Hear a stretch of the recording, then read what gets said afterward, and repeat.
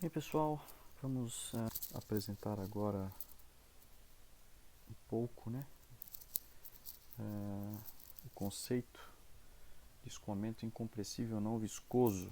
Tá? Então nós acabamos de sair no capítulo onde nós falamos de formulação diferencial do movimento dos fluidos. Né?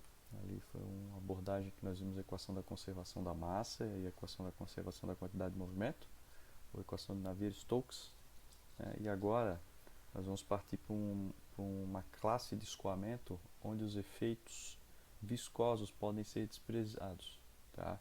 Então, por isso que a gente diz que é o escoamento não viscoso. E, além disso, é uma classe de escoamento onde a densidade ou a massa específica do escoamento é considerada constante. Tá? Então, esse estudo ele é muito... a gente estuda muito isso, né, nos cursos aí, mecânica dos fluidos básicos, porque esse tipo de escoamento ele aparece bastante aí na natureza, né? E a gente pode aproximar uma série de escoamentos a partir das relações que são desenvolvidas aqui na teoria do escoamento incompressível não viscoso, tá ok? Então a gente tem que o nosso ponto de partida vai ser justamente as equações Navier-Stokes que nós obtivemos na última aula, né? Então, o que nós deduzimos lá? Nós deduzimos as equações da quantidade de movimento para um fluido incompressível com viscosidade constante.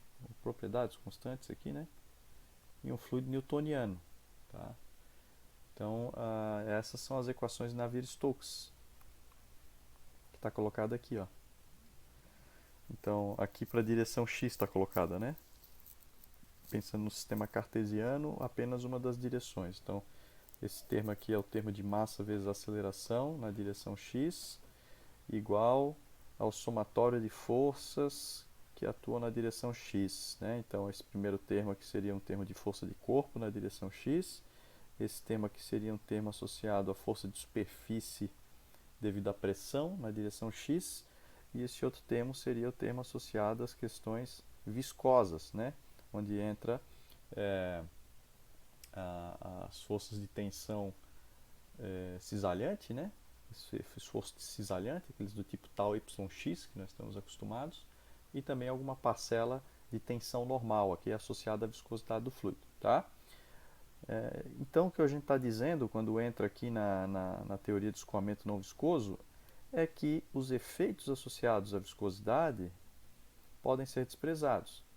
Isso a gente chama também de escoamento invícido, tá? Vocês podem encontrar também essa palavra aí, ou escoamento não viscoso ou sem atrito. Tá? Então, na prática, é como se a gente tivesse um fluido com viscosidade zero, embora esse fluido não exista. Tá?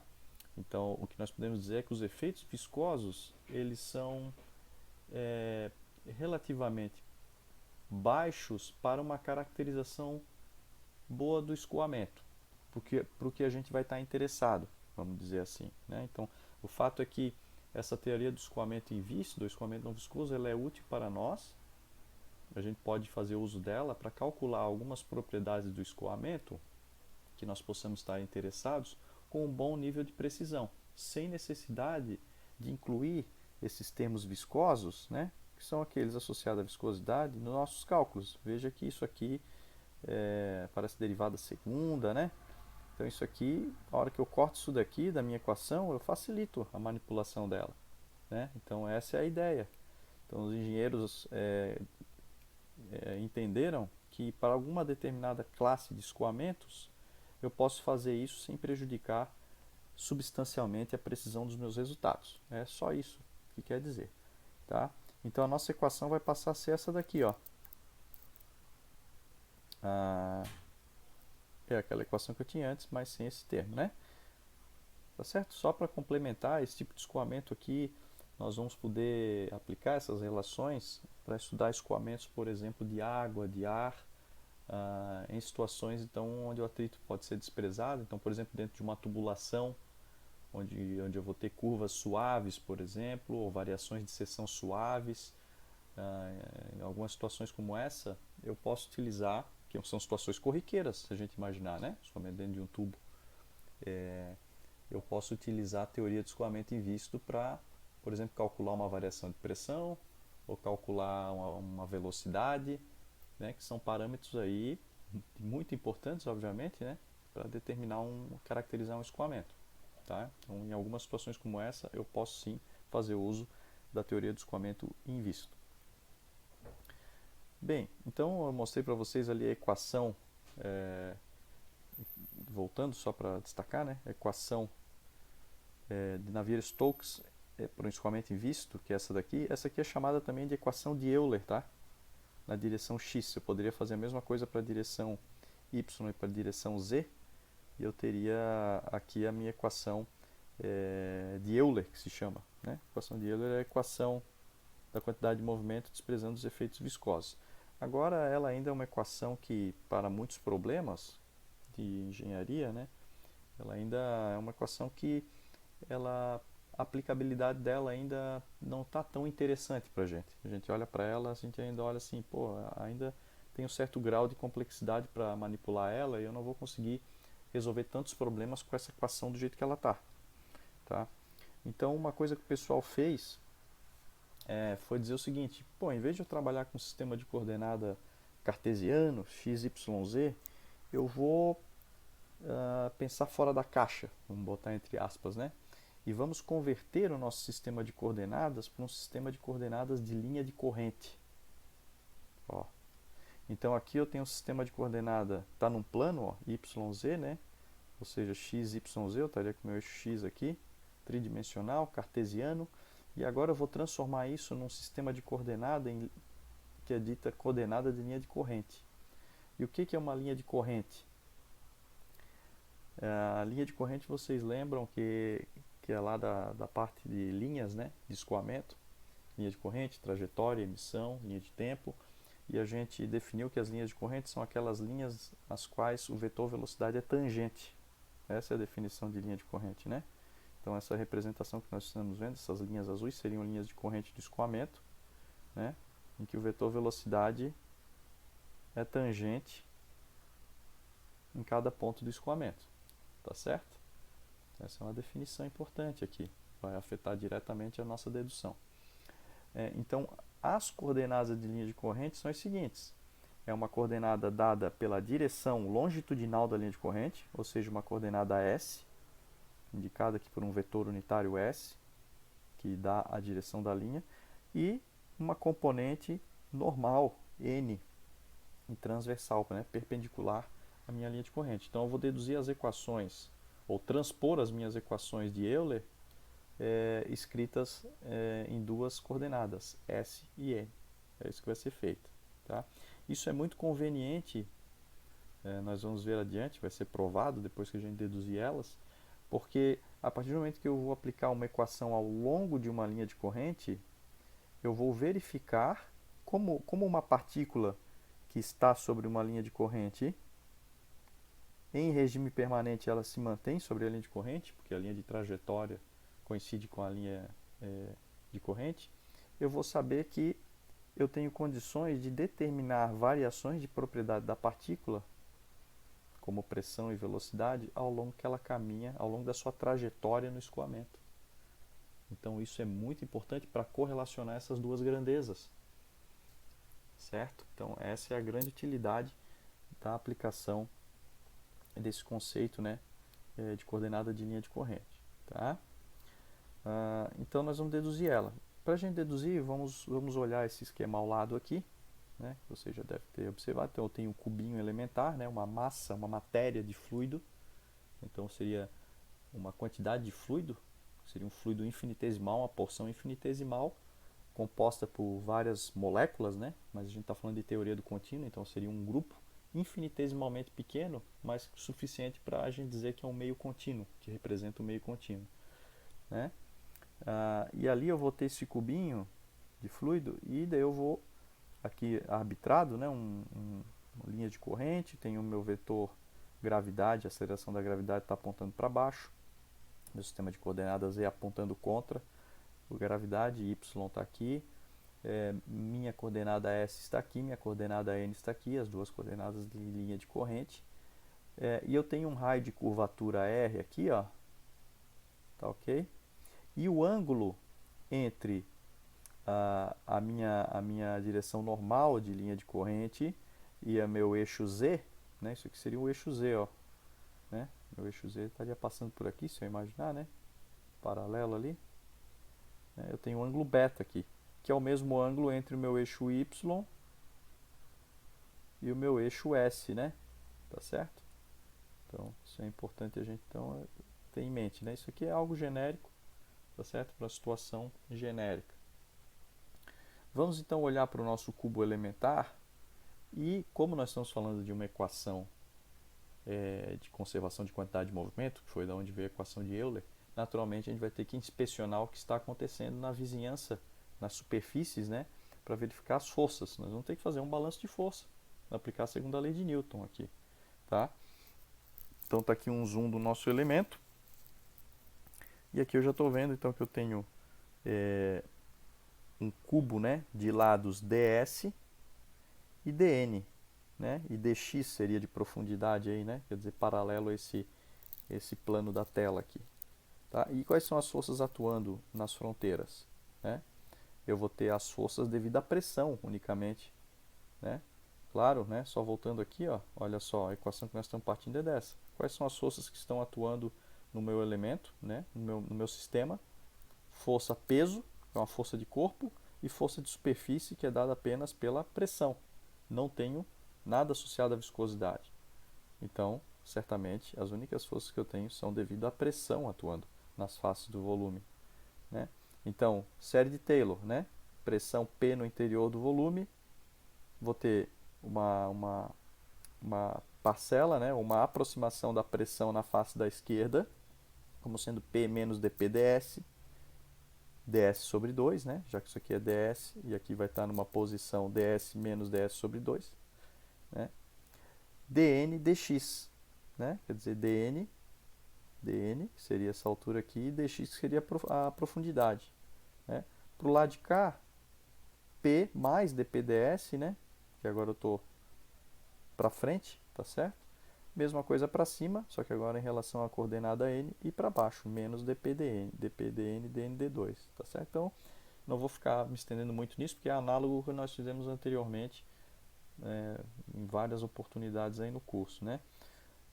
Então agora aplico a segunda lei de Newton, eu vou ter somatório das forças, então a força de superfície com a força de corpo igual a massa dm vezes a aceleração, naturalmente tudo na componente S, porque eu estou aplicando a segunda lei na direção S primeiro. Primeiro vamos fazer para a direção S, depois nós fazemos para a direção N, né? Lembrando que o nosso volume infinitesimal ele tem dimensões ds, dn, dx, tá? Então eu tenho esse que vai ser o meu somatório de forças, somatório de força igual a massa vezes a aceleração. Então agora eu vou começar a escrever esses termos em função de grandezas que são convenientes para mim. Então o que seria esse AS? Aceleração. Tá? A aceleração, estou falando de aceleração da partícula, né? Formulação lagrangiana que nós estamos adotando aqui. Então eu tenho que a aceleração da partícula é derivada material da velocidade em relação ao tempo. Tá? Só que a velocidade na coordenada de linha de corrente. Né? Então eu posso escrever, por exemplo, né, a minha variação de Vs, né, como uma variação de Vs em relação ao tempo dt, mais uma variação de Vs em relação a ds, né? Portanto, mesmo procedimento que a gente fez no capítulo anterior, né? Ao calcular a aceleração, eu divido por dt, né? Isso aqui vai ser 1. ds dt é a variação, né, do deslocamento ao longo de s com o tempo. Isso aqui é a própria velocidade vs, né? Portanto, dvs dt vai ser a derivada parcial de v em relação a t, ou seja, o termo local de aceleração, mais o termo convectivo, que vai ser vs dvs ds. Tá? Então é análogo a essa dedução aqui. Ok? Como o meu escoamento é invisto, as suas superfícies são devidas apenas às pressões nas faces, coisa que a gente já falou antes. Portanto, eu vou substituir os termos de pressão na minha força de superfície. Então, eu vou ter P, né, esse termo aqui, e esse termo aqui, que eu só estou olhando a direção S por enquanto, né? Então, é só esse termo e esse termo. Então, esse termo aqui, ó, ele vai ter sentido positivo, porque está atuando no sentido positivo de S, e esse termo aqui negativo, porque atua contra o sentido de S, né? Então, esse P vai acabar cortando com esse P aqui, né? E eu vou juntar esses dois termos, tá? Não posso esquecer de multiplicar pelas áreas, dN dx, né? E vai surgir aqui também a minha força peso, só que somente a componente na direção S, que vai ser esse termo aqui, ó. Né? Por quê? Né? Vamos pegar aqui o nosso volume elementar, ó. Tá ele aqui, né? Onde é que está a minha força peso? Vou apagar isso aqui para melhorar. Minha força peso está atuando aqui, ó, alinhada com o vetor gravidade, né? Então ela está aqui, ó. Então quer dizer que eu vou ter uma componente paralela à minha direção S, está aqui, e uma componente na direção N, né? Então, só fazendo aqui para não ficar, né? Vou ter uma coisa assim, né? Tá aqui o meu beta, né? Esse meu ângulo beta. Aqui eu vou ter a minha direção S, né? Então, eu vou ter G seno de beta, e aqui eu vou ter G cosseno de beta, tá certo? O meu G está aqui, né? Então, como isso aqui está agindo no sentido, vamos ver aqui, né? Na verdade eu fiz o sentido errado aqui, né? Isso aqui estaria no sentido para cá, né? Apontando para cá, ou seja, contra o meu S, né? O sentido de atuação da minha força, né? Eu vou ter algo assim, né? A soma desses dois aqui vai estar originando esse meu vetor aqui, as duas componentes. Então vai dar um negativo aqui, ó. Negativo, né? Atuando no sentido contrário de S, de G seno de beta vezes a massa, ou seja, a massa vezes a aceleração da gravidade. Então essas são as forças.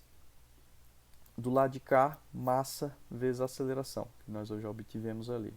Ok? Continuando a manipulação, nós teremos então, substituindo a massa por massa específica vezes o volume. Tá? Então, substituir o lado de cá e o lado de cá.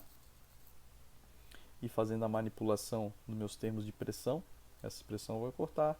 Vou juntar essas duas. Vai aparecer um dpds negativo.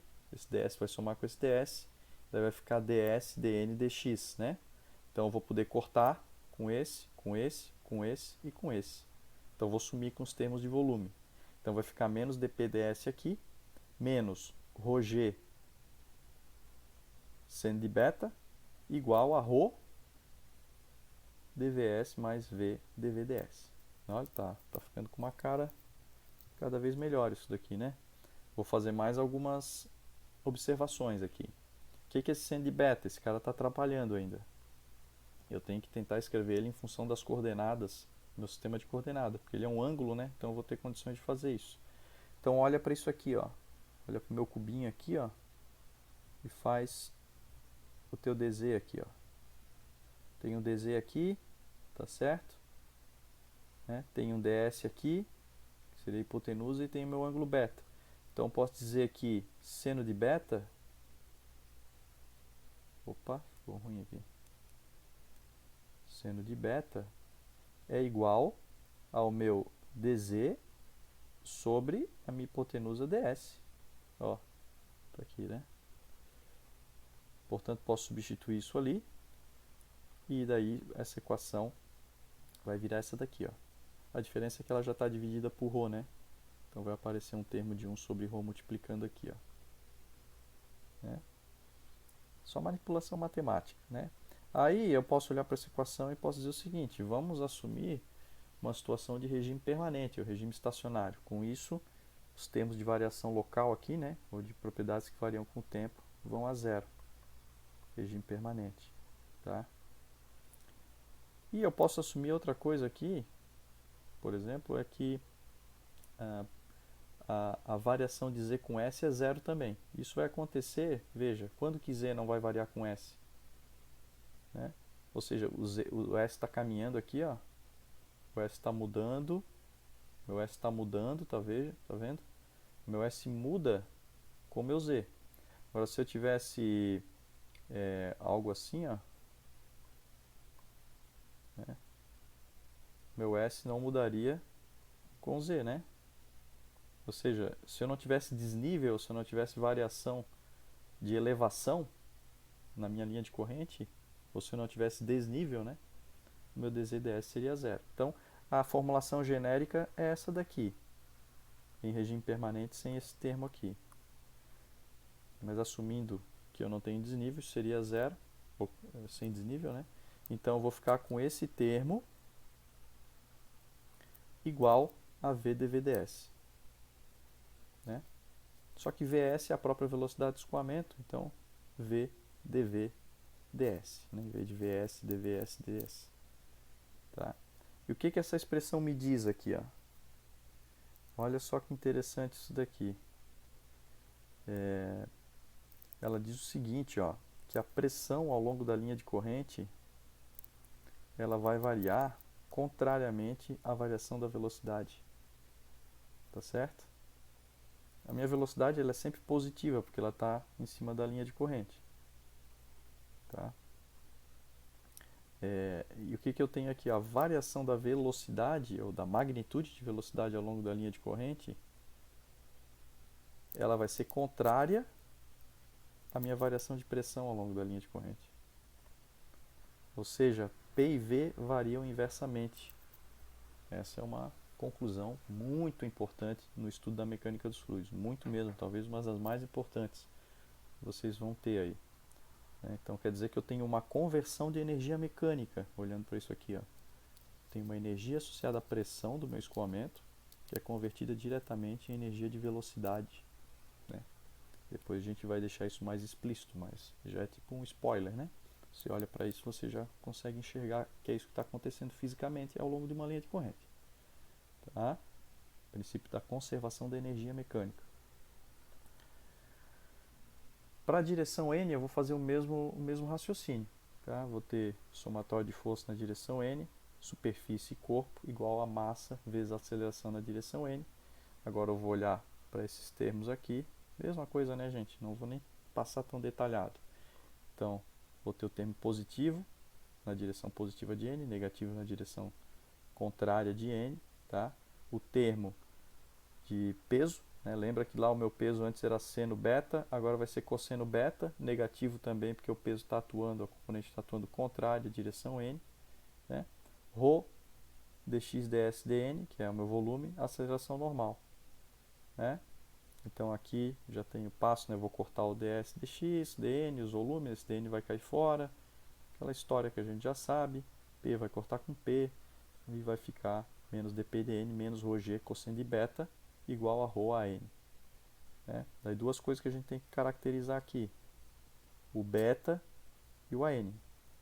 O beta antes a gente tinha escrito ele como função de z e de s. Agora eu vou ter que escrever ele em função de n. Né? Tem que achar uma função para n, de n para ele aqui. Então como é que eu vou fazer? Olha só, o que eu posso falar aqui? Ó? Vamos olhar o beta sob outra perspectiva agora. Em vez de olhar, vamos traçar aqui para cima o nosso eixo z.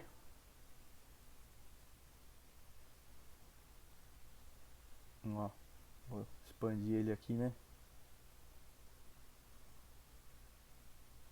Então vou ter aqui meu dn, vou ter aqui meu dz e vou ter aqui o beta. Então cosseno de beta igual a dz sobre dn, que é isso que está aqui. Ó. Tá? E se eu adotar regime permanente, na verdade o regime permanente significa o quê? Que essas linhas de corrente não vão mudar mais. Né? Ou seja, eu não teria, eu estou fazendo por causa da aceleração da partícula. Né? Veja que eu tenho uma aceleração de uma partícula que está se movendo aqui. Se meu processo, ou se meu escoamento estiver em regime transiente, no momento seguinte essa minha partícula pode estar em cima de uma outra linha de corrente. Digamos que eu tenho uma outra linha de corrente e a minha partícula veio parar aqui. Então, eu posso ter uma aceleração, uma componente, né, devido aqui ao deslocamento acelerado da partícula na direção n, né? Mas eu estou dizendo que eu não tenho, ou seja, a minha partícula vai permanecer em cima da minha linha de corrente, tá certo? Então, a única componente de aceleração que eu vou ter aqui seria a componente de aceleração centrípeta, tá? Que é isso aqui, né? Existe uma forma de deduzir essa expressão aqui, né? Nós vamos fazer isso aqui. Essa aqui é uma dedução que você encontra aí facilmente na internet, né? Dedução da aceleração centrípeta. Vocês já conhecem lá da mecânica, da mecânica newtoniana, né? V quadrado sobre R, tá? Então eu substituo isso aqui e vou chegar a essa expressão aqui, tá? Que está colocada aqui. Ou seja, se eu não tiver desnível, da mesma forma, assumindo que as minhas linhas de corrente seriam em um outro caso, né, desse tipo aqui, ou melhor, não necessariamente isso não, gente, me equivoquei. Na verdade digamos que eu tenho essa curvatura que eu tenho aqui, ó, continuo tendo aqui em relação a um raio, só que agora a minha gravidade atua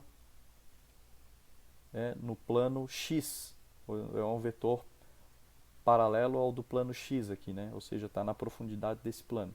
Aí o que acontece? A gravidade não vai atuar na direção n, né?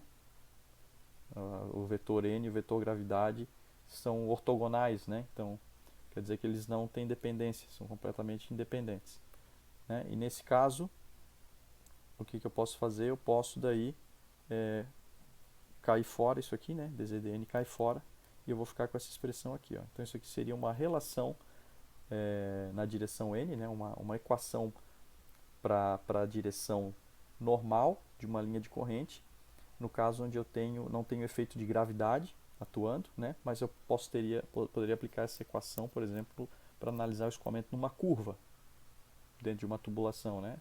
Isso aqui poderia me fornecer resultados preliminares de uma análise de mecânica dos fluidos, tá? O que essa equação me diz? Ela diz o seguinte: variação da pressão com N é igual a V quadrado sobre R. O R é positivo, o V quadrado também. Então, meu dP dN é um número positivo. Quer dizer que a pressão aumenta com um raio, né? Quanto mais afastado eu tiver do meu ângulo de curvatura, ou do meu raio de curvatura, maior a pressão. E isso faz sentido físico, né? Porque a pressão aqui é a única força de superfície que vai conter esse fluido e fazer com que esse fluido faça a curva. É ele que impõe esse efeito de aceleração centrípeta. Porque se não tivesse essa pressão cada vez maior do lado de fora, meu fluido ia escapar, né? Não ia acompanhar essa trajetória, tá? Outra coisa importante que nós podemos destacar aqui é que o raio, né? Se eu tiver um raio infinito, né? O raio infinito é correspondente a uma reta, né? Então, se eu tivesse agora sim, né, linhas de corrente completamente retilíneas aqui, significa que o meu dPdn seria zero, ou seja, minha direção normal aqui, né? Minha direção normal ia coincidir com a minha direção z daí, né?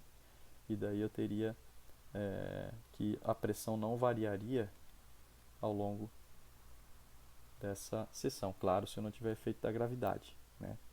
Senão eu teria ainda o efeito da gravidade que teria que ser considerado. Ok? Então são essas as deduções da equação de Euler escrita em coordenadas de linha de corrente, ou seja, tanto na direção longitudinal, no sentido da linha de corrente, quanto no sentido transversal da linha de corrente ou sentido normal, perpendicular. Então essas equações apresentadas, elas podem ser utilizadas para algumas análises, né, de escoamento. A direção normal, então ela pode ser útil inclusive quando eu estiver analisando curvas de escoamento, né, em que eu possa desprezar o efeito de atrito em tubulações, por exemplo. E a equação ao longo da linha de corrente, ao longo de S, eu posso fazer algo ainda mais interessante com ela. Então eu estou apresentando ela novamente aqui para vocês. Equação de Euler ao longo de S para regime permanente. Veja que eu voltei com o termo de variação dz/ds, né? Só lembrando então que era o meu eixo z, aqui o meu eixo y, né? Então aqui eu teria uma coordenada s. Então só para mostrar o que a gente tinha ali, está aqui o meu elemento. Então, o que eu vou fazer agora? O que eu vou fazer é integrar essa equação ao longo de uma linha de corrente. Como é que eu faço isso? Multiplico essa equação toda por... Primeiro jogo todo mundo para um lado, posso jogar esse cara para cá, vai ficar todo mundo negativo, igual a zero, ou seja, todo mundo positivo igual a zero. Depois eu posso multiplicar toda essa equação por ds, ou seja, eu posso fazer assim, ó, 1 sobre ρ dp ds mais g dz ds igual, ou mais, né,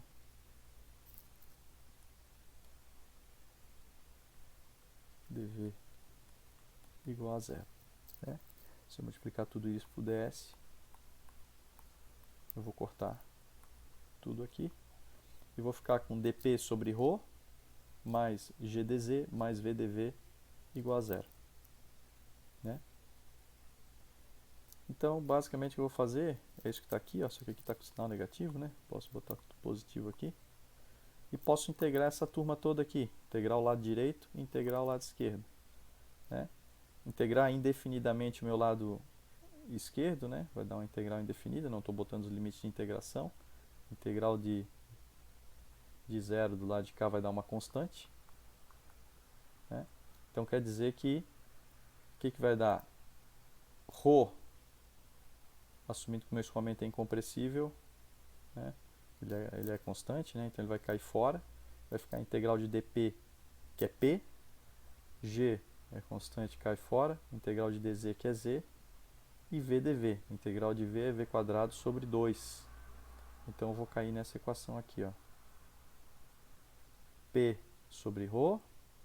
Esse cara veio para cá. Mais v quadrado sobre 2. Mais gz igual a constante. Né?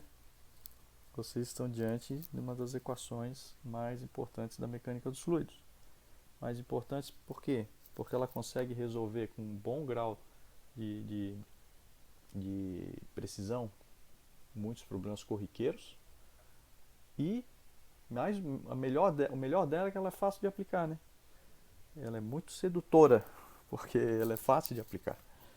Então você muitas vezes vai querer aplicar ela para resolver qualquer problema que aparece na sua frente e daí é que está o problema. Ela não é aplicável a qualquer situação. É por isso que eu estou dizendo aqui, reforçando em que situações eu posso aplicar essa equação que a gente acabou de obter.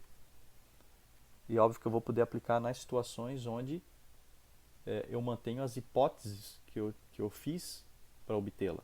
Né? Então, o que a gente considerou? Regime permanente, a gente considerou que o escoamento é incompressível, ou seja, o ρ é constante. A gente considerou que o escoamento é invícido, ou seja, efeitos de viscosidade constante, e a gente fez essa análise ao longo de uma linha de corrente de escoamento. Tá certo? E daí nós obtivemos isso aqui. Essa aqui é a equação de Bernoulli. Né? Qual a interpretação dela? Interpretação física. A interpretação física dela é a seguinte, ó, a variação de pressão, velocidade e altura se compensam ao longo de uma linha de corrente. Em outras palavras, para a gente ser mais físico, né? A interpretação física é as variações de energia associada à pressão acumulada no fluido, pressão do fluido. Isso aqui a gente pode pensar como sendo o meu fluido, né? Como ele contendo um potencial energético mecânico dele. Tá? A gente não falou disso ainda, a gente vai falar mais para frente, mas massa específica é quilograma por metro cúbico. Só para passar uma noção da física para vocês, tá? Quilograma por metro cúbico, tá? Se eu inverter isso aqui é metro cúbico por quilograma, tá? Isso aqui está multiplicado por pressão aqui em cima, né? Que é Pascal ou Newton por metro quadrado, tá? Então, isso aqui é a mesma coisa que Newton vezes metro dividido por quilograma, tá? Newton vezes metro, a gente vai ver isso depois, mas para quem lembra um pouco da mecânica newtoniana, isso aqui é a unidade de trabalho trabalho mecânico, né? Dividido por quilograma é como se fosse um trabalho específico, né? Ou por unidade de massa. Então a unidade dessa equação é essa, né? Isso aqui é trabalho, o Newton-metro, né? Que também é chamado de Joule, né? Então é Joule por quilograma, a unidade dessa equação aqui, tá? E esse termo fisicamente, então o que ele representaria? Seria como se fosse uma energia mecânica acumulada no fluido para ele realizar trabalho. Tá? Podemos pensar dessa forma, está armazenado na forma de pressão, que um fluido vai poder, por exemplo, empurrar uma porção de fluido para frente realizando trabalho. Tá? Podemos pensar assim de uma forma, isso nos auxilia uma interpretação física desse termo. Tá? Então eu tenho esse termo que está acumulado aqui no fluido, né? Como se fosse um termo de energia mecânica dele, que a gente pode chamar assim de termo de pressão, né? Uma energia associada à pressão do fluido, mais a energia cinética do fluido, que varia com a velocidade, mais a energia potencial, que é associada à cota, no sistema de referência, é constante. Se eu não tiver atrito, a energia vai se conservar, a energia mecânica vai se conservar no meu escoamento. Né? Por que eu estou falando de energia? Porque olha só a unidade dessa equação, Joule por quilograma. Energia por cada quilograma de fluido. Então essa é a interpretação física dessa equação. Tá? E pessoal, agora nós entraremos nos conceitos de pressão estática, dinâmica e de estagnação. Até agora nós chamávamos essa pressão aqui, ó, que aparece na equação de Bernoulli, como pressão, simplesmente, né? E até definimos um significado físico para esse termo anteriormente, tá certo? Essa pressão aqui, ela vai ser chamada, a partir de agora, né, quando nós olharmos para essa equação aqui, ou essa aqui é essa multiplicada pela massa específica, tá? Nós vamos chamar ela de pressão estática ou pressão termodinâmica. Não esquecendo que a origem física dessa pressão, né, está associada, né, lembra lá de pressão como uma força de superfície, né? Então está associada ao contato entre moléculas, ou melhor, entre partículas fluidas, né? E que tem origem, essa força ela tem origem aí de movimentações moleculares, né? Essa força de pressão, tá? Então essa pressão, tá? Ela vai ser uma propriedade do fluido aí, né? Vai estar associado com o fluido. E como é que eu meço essa pressão, né? Nós já vimos lá atrás que nós podemos usar manômetros para medir essa pressão, né? Lá da hidrostática, né? Estática dos fluidos. Então eu posso, imaginando que eu tenho um escoamento aqui, ó, né? Escoamento aí num duto circular, escoamento num duto reto, né? Então eu vou ter aqui a minha seção. Posso jogar isso aqui para um manômetro, né?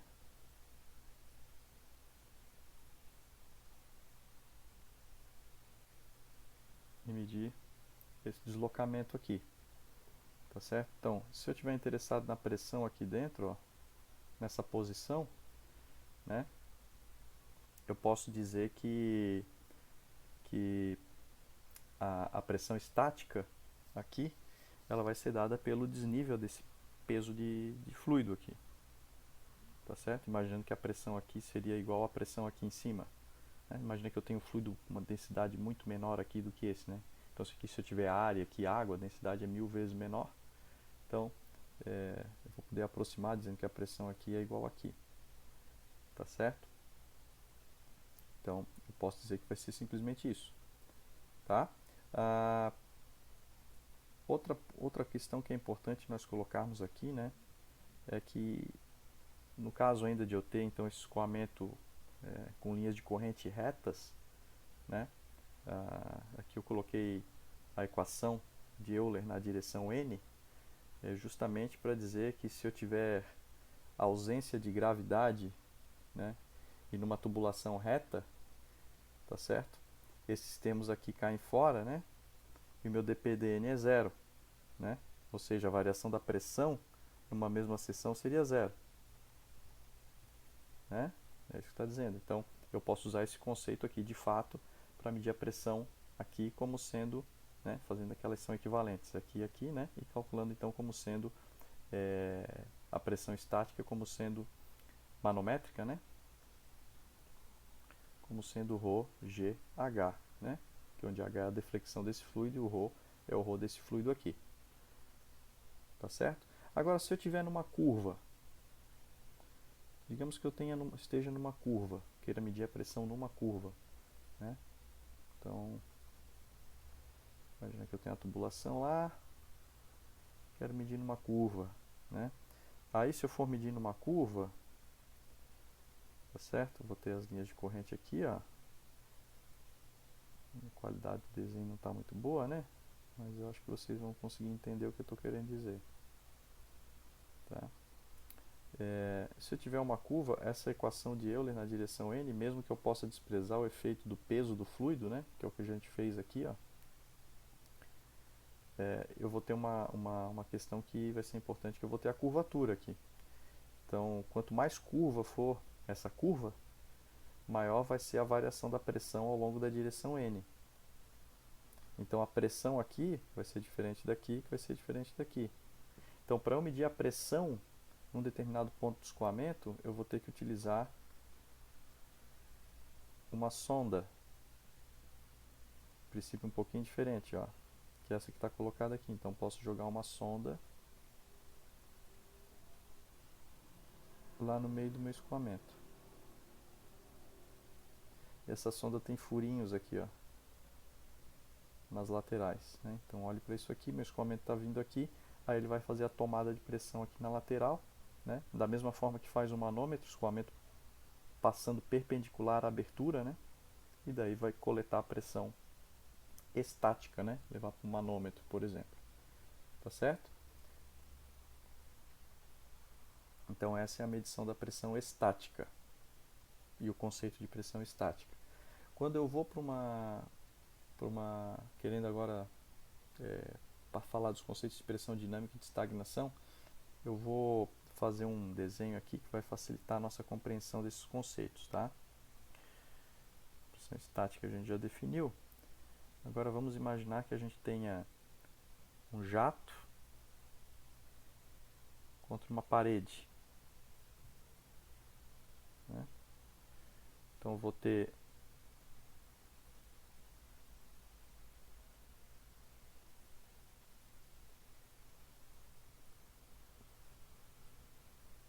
linhas de corrente aqui, ó.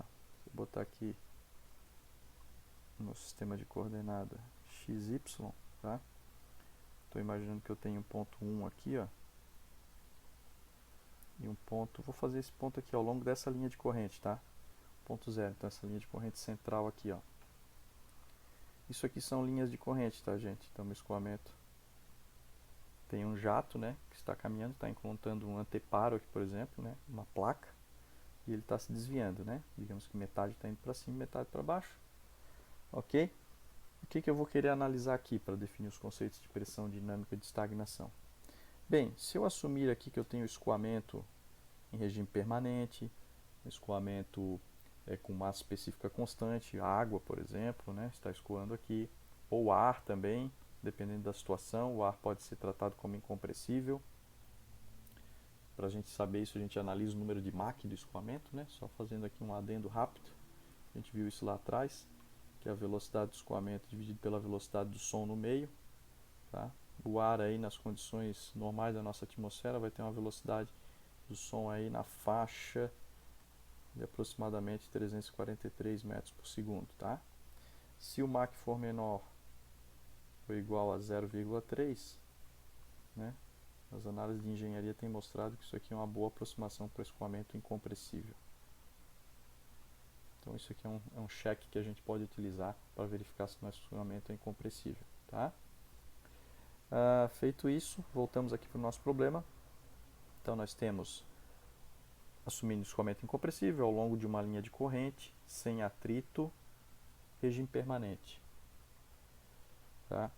Quero então aplicar a equação de Bernoulli entre o ponto 1 e o ponto 0 aqui. O que eu vou escrever?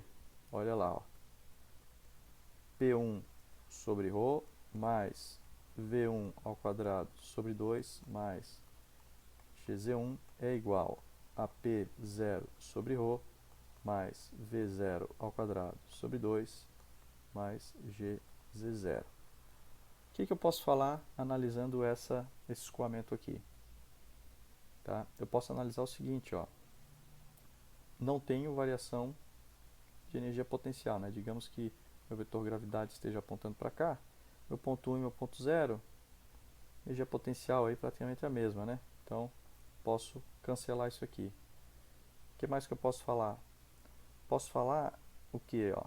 Veja, meu escoamento está vindo aqui, ó, e vou tendo linhas de corrente aqui que vão se defletindo, né? O escoamento vai se defletindo em função da presença dessa parede, mas vocês concordam que eu vou ter pelo menos uma linha de corrente que vai ser levada à desaceleração brusca, né? Na verdade, não brusca se fosse num trecho muito curto, mas eu vou ter que as minhas partículas de fluido vão ser desaceleradas até zero nesse ponto. Tá? Ou seja, elas vão atingir o que a gente chama de ponto de estagnação, ou condição de estagnação. Tá? Elas vão ser desaceleradas completamente. Numa condição de simetria, por uma inspeção de simetria, a gente já se convence disso, né? Eu vou ter que ter aqui alguém que vai ter que ser levado a zero. Portanto, a velocidade nesse ponto é zero. Até por isso que eu arbitrei aqui como sendo ponto zero. Tá? Ou seja, eu vou concluir o seguinte, ó, que a pressão no ponto zero ela vai ser igual, né, ou a condição de pressão nesse ponto de estagnação, ela vai ser igual a P1 sobre ρ mais V1 quadrado sobre 2. Tá? E esse aqui é o conceito de pressão de estagnação. Tá? Então vou só reescrever aqui para ficar melhor. P0 sobre ρ é igual a P1 sobre ρ mais V1 ao quadrado sobre 2. Se eu multiplicar toda essa expressão aqui por ρ, eu vou ter que P0 é igual a P1 mais ρ V1 ao quadrado sobre 2.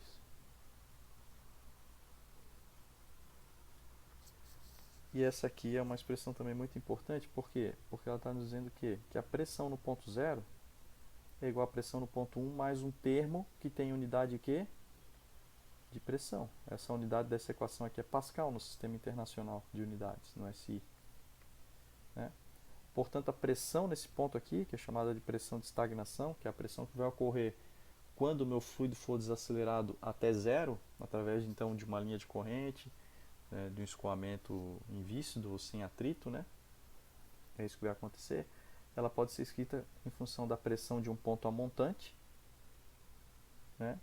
Mais um termo que tem unidade de pressão, mas que está associado à velocidade de escoamento. Como ele está associado à velocidade de escoamento, e é um termo de pressão, se chama de pressão dinâmica. Então isso aqui é o que a gente chama de pressão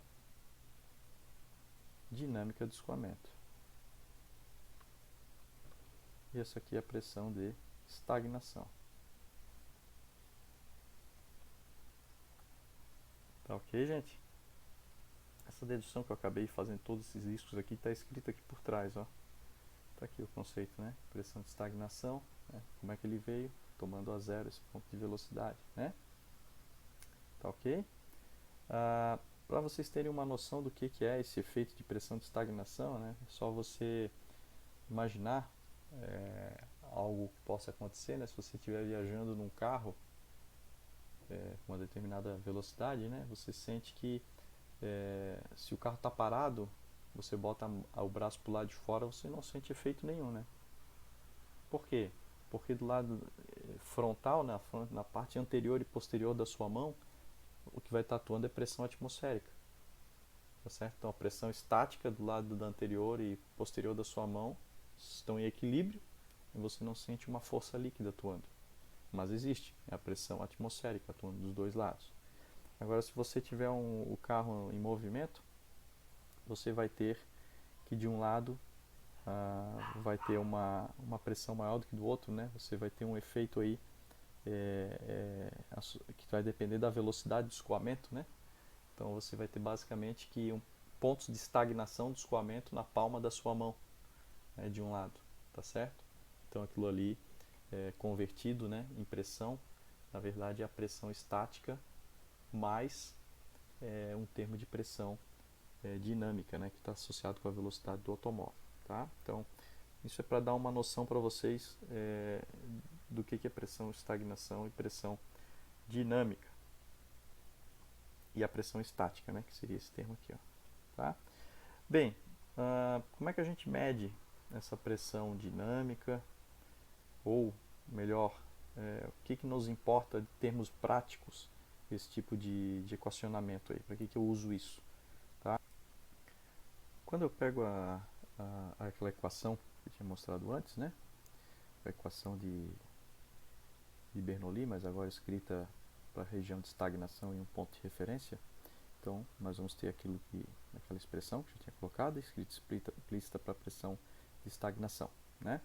Então, quer dizer que eu posso reescrever essa expressão da seguinte forma, né? P0 menos P igual a ρV quadrado sobre 2, né? Isso aqui é a pressão dinâmica, como está indicado aqui. Ou seja, a pressão dinâmica é a diferença entre a pressão de estagnação e a pressão estática. Ok? Se eu manipular mais um pouco dessa expressão, isolando ela para a velocidade, ó, que é o que está sendo feito aqui, eu vou chegar nessa expressão aqui, ó. E isso aqui me diz o seguinte: se você tiver condições de medir a pressão de estagnação e a pressão estática em um meio conhecido, com densidade ou massa específica do fluido conhecida, você determina a velocidade de escoamento naquele ponto. Então, se eu tiver condições de medir isso com uma sonda, essas pressões aí, eu tenho condições de determinar a velocidade de escoamento naquele ponto. E a aplicação prática disso daí é muito extensa, muito importante, principalmente no setor aeroespacial e de automóveis também, né? Principalmente se a gente olhar os aviões eles têm sondas para medir essas pressões de estática e de estagnação, justamente para determinar a velocidade do avião, tá? Tanto na asa quanto no nariz do avião. E a mesma coisa acontece em carros de corrida, né? Fórmula 1, você tem sondas também para medir a velocidade. Isso porque, como pressão e velocidade estão correlacionadas através de uma linha de corrente, né, num campo dentro de um escoamento, você tem condições de, conhecendo a velocidade e, consequentemente, o campo de pressão, você tem condições de determinar forças, as forças importantes no escoamento, como forças de sustentação, por exemplo, né? Que é o que faz um avião voar, tá certo? É a força de sustentação. Ok? Então, como é que a gente mede? Como é que eu posso determinar a velocidade do escoamento? Está aqui as sondas que são utilizadas. Ó. Essa sonda é conhecida como tubo de Pitot. Ok? Tubo de Pitot para medição de pressão de estagnação. Como é que funciona? Então, o princípio é diferente daquela sonda de pressão estática. Basicamente, agora o que eu faço é posicionar minha sonda com uma abertura que seja posicionada frontalmente ao escoamento. Ó. Então, meu escoamento ele vai encontrar esse orifício frontalmente. Então, essa informação, né, de energia que está vindo aqui, né, ela vai ser transmitida lá para o meu medidor de pressão. Ao invés de fazer aquela medida que a gente tinha antes, que era só aqui, ó, na lateral, né, onde eu pegava a pressão estática, na hora que eu posiciono algo frontal, eu pego não só a estática, mas pego também a energia que está associada à velocidade do escoamento, né? Quando meu escoamento chega aqui nesse ponto, como esse sensor vai estar fechado, né, ele vai estar fechado aqui, por exemplo, né, ou levado isso para um dispositivo de medição, então o escoamento é desacelerado e, consequentemente, isso aqui se torna um ponto de estagnação e o que eu vou ler lá na minha sonda, né, vai ser a pressão de estagnação. Ok? A única coisa que eu preciso garantir é que essa sonda esteja perfeitamente alinhada com o escoamento. Tá? Então essa aqui é uma chamada sonda do tipo tubo de Pitot. Tá? Outra possibilidade, né, nós temos outras aí, né, que é você usar o que se chama de um tubo Pitot estática. Pitot estática. Então é uma sonda pelo nome, né, você já consegue imaginar o que seja. É uma sonda que mede tanto a pressão estática quanto a pressão de estagnação. Então aqui, por exemplo, seria isso. Ó. eu tenho aqui uma sonda que mede a pressão de estagnação e aqui uma tomada de pressão estática, né? Então, se eu medir a pressão estática aqui com a pressão de estagnação aqui, eu consigo determinar a velocidade de escoamento nesse ponto, tá? Então, aqui está uma forma construtiva de um tubo de pitot estática, né? Aqui nessa sonda do meio eu meço a pressão dinâmica, a pressão de estagnação, e aqui na sonda que está na periferia, né? Eu tenho aqueles orifícios laterais aqui para pegar a pressão estática, né? No escoamento, nesse sentido aqui, ó. Então, com essas duas medições eu calculo a minha velocidade. Outra forma de a gente enxergar é fazer aqui um manômetro, né? Então aqui eu vou ter uma diferença de nível, tá certo? E essa diferença de nível ela vai se dar justamente porque eu tenho uma pressão maior associada a essa leitura aqui do que aqui, né? E tem que ser, né? Não tem como ser diferente, porque a pressão aqui ela é a pressão estática mais uma pressão dinâmica. Ou seja, se o meu fluido for desacelerando até atingir zero, esse nível vai igualar dos dois lados, tá certo? Então tem até um exercício aqui, né? Basicamente é uma aplicação muito simples daquilo que nós estávamos falando. Nós temos um tubo de pitot que é inserido em um escoamento de ar a fim de medir a velocidade. A pressão estática é medida no mesmo ponto do escoamento, usando uma tomada de pressão junto à parede. Determine a velocidade do escoamento. Então, nós temos aqui um escoamento de ar, está aqui um tubo de pitot estática, eu tenho uma tomada de pressão estática aqui, uma tomada de pressão de estagnação aqui, né? Ou seja, o que eu estou medindo aqui é a pressão de estagnação, né? E o que eu estou medindo aqui é a pressão estática, né? Então a diferença das duas vai ser pressão de estagnação menos pressão estática, né? Vai ser igual a 1/2 de ρV quadrado, tá certo? Só que a minha pressão de estagnação menos a minha pressão estática é justamente peso de coluna de mercúrio aqui, né? Que vale ρ de mercúrio, G, aquele H que vale 30 milímetros, né? Que é 30 dividido por 1000, né? Para passar para metro. Igual a 1/2 de ρ, só que agora é o ρ do ar, né? Vai ser alguma coisa em torno de 1,23 V ao quadrado, tá? O ρ do mercúrio é alguma coisa na faixa de 13.600, né? O G vale 9,81 vezes 30 dividido por 1000 igual, né, a 1,23 dividido por 2 V quadrado. Então eu determino a minha velocidade fazendo essas contas aqui. Então o resultado dessa conta aqui vai dar alguma coisa como 80,7 metros por segundo, né? Opa, aqui V já, né? Já tirando a raiz, tá? Então 80, tá? Não é 8 não, é 80. Então significa o que? Se a gente fizer uma relação aí, número de Mach, né, para verificar se isso aqui é escoamento incompressível, para saber se a hipótese está correta para a aplicação desse conceito, né? Então eu vou fazer aqui 80,7 dividido por 340, né? Isso aqui vai dar certamente menor do que 0,3, né? Então eu tenho isso aqui dividido por 340, vai dar 0,24. Então tá ok, incompressível. Tá ok, pessoal? Então essa é uma aplicação aí para cálculo de velocidade de escoamento utilizando o conceito de medição de pressão, estagnação e estática.